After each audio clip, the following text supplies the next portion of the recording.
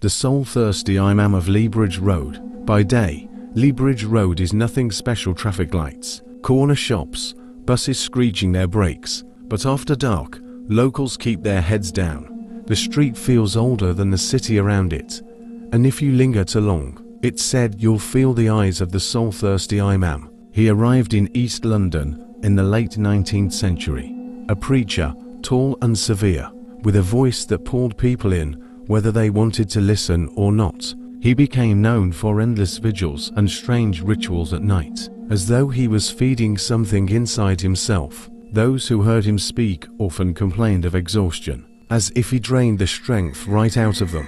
Soon, people started to vanish. Neighbors were found wandering, blank-eyed and disoriented, unable to explain where the night had gone. Others never returned at all. One diary from a coal merchant described seeing a figure in robes by the marshes, surrounded by a faint glow.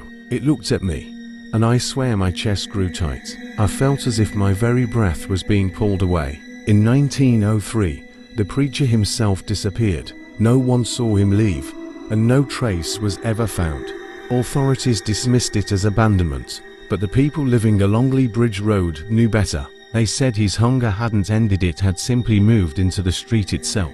To this day, drivers report glimpsing a robed man standing motionless by the roadside, glance into the rearview mirror, and he vanishes only to reappear in the back seat. Engines stall, radios hiss with broken voices, and the air drops cold enough to fog the windows. Pedestrians collapse suddenly, gasping as if the air has been stolen from their lungs. Explorers who dare to stand beneath the Lea Bridge overpass at 3:07 a.m. the time of his last sighting claim to hear whispers carried in the wind, not words, but a low, rasping murmur that settles in the chest and lingers for days. Some thrill seekers post shaky clips online of flickering lamps, warped shadows, or a pale figure crossing the road. Others vanish from their accounts completely, leaving only rumors. One deleted video showed a distorted face filling the frame, its mouth stretching unnaturally wide before the screen cut to static. Who was he?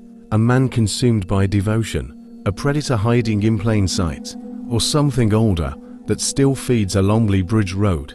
Whatever the truth, one warning has survived more than a century. If you walk that road at night and hear a voice calling your name, don't answer, because he's still thirsty.